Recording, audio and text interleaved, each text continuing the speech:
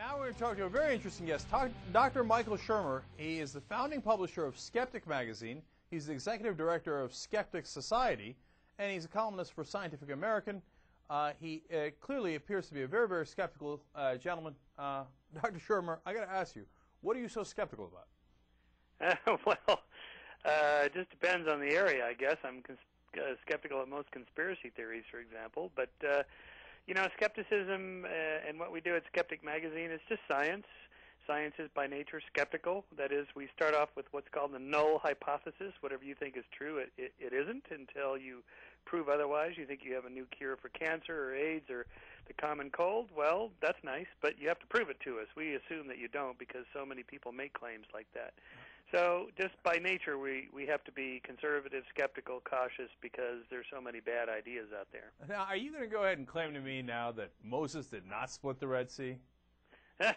Well, there may not have even been a Moses who ever lived, according to Moses scholars. A lot of the Bible is mythical. It's not written as a history book. It's written more as a mythic tale of how people should get along and conflict resolution and marriage and birth and death and all that. It isn't really meant to be a book of science, and much of the history is not even accurate, although some of it is. It just depends. So, yes, I'm skeptical of that, actually.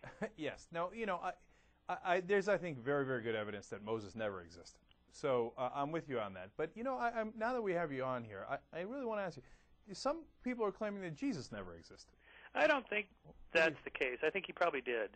There's some extra biblical references to the Christ and to the Messiah or somebody who claimed to be the Messiah.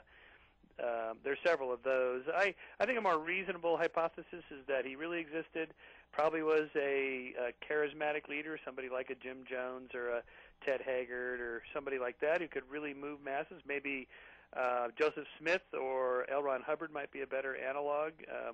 They're recent enough in the founding of their religions, Mormonism and Scientology, that we can kind of see how it happens.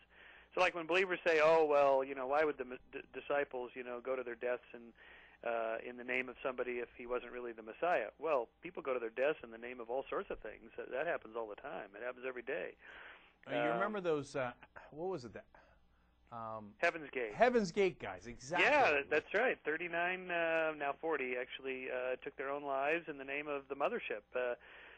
T and Doe, Marshall Applewhite was the guy's name, and he thought there was a UFO behind Comet Hale-Bopp, and that it was sneaking in to our solar system and to the Earth behind this comet so we wouldn't see it. And is there any evidence that there was no such UFO? Well, I guess I can't prove he's not at the mothership. But think about it. Think about it. So now, I know we're getting a little too much into religion here, but was Jesus, if he existed, even that charismatic? What, he had 12 followers? Yeah, right. Well, it was probably Paul that really built the religion more than Jesus. There's a critical turning point when any sect or cult, when the leader dies, usually they just die with him.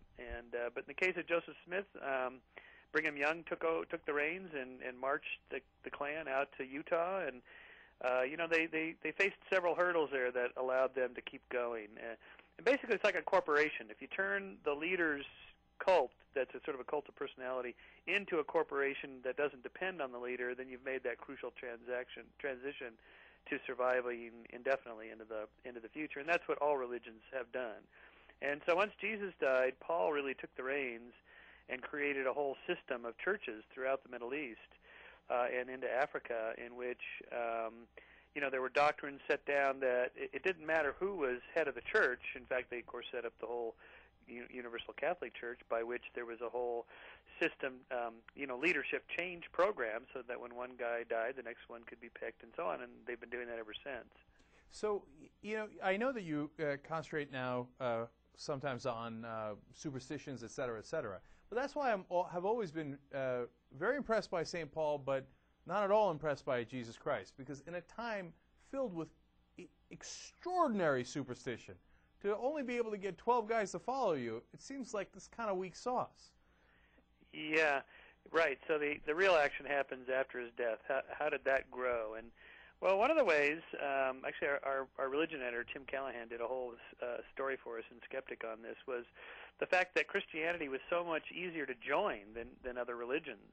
I mean, you just show up and you're in. You don't have to give an inch of flesh. You don't have to, wear any weird clothing. You don't have to eat weird foods or not eat foods.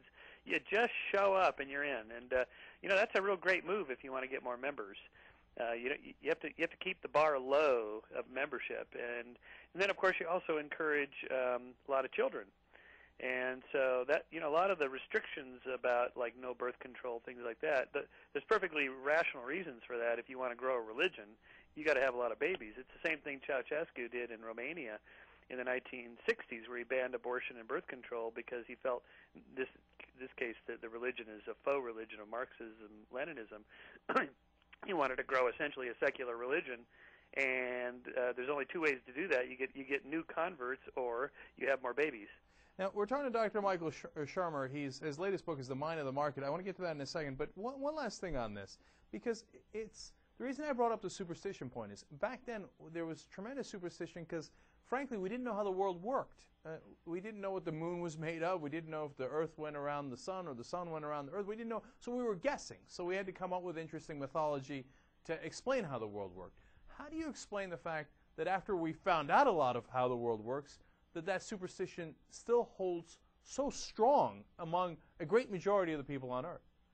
Right. Well, and the reason for that is because religion serves a completely different role than explanatory mechanism. It also serves a role having to do with social aspects, psychological aspects of life, marriage, birth, death,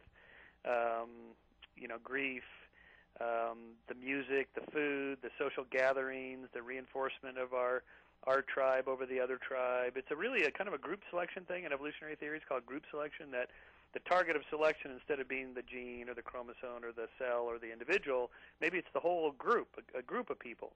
And so the argument goes that religion is a really amazing social tool for group cohesiveness. If I see you every Sunday in the pews or Friday at the ceremony, or I see you're not eating meat or you are eating meat, or whatever the rituals are, it doesn't matter. The fact that I see you doing them sends a signal to me that you're a reliable group member. And so group cohesiveness as a result of religion keeps us all together, band of brothers.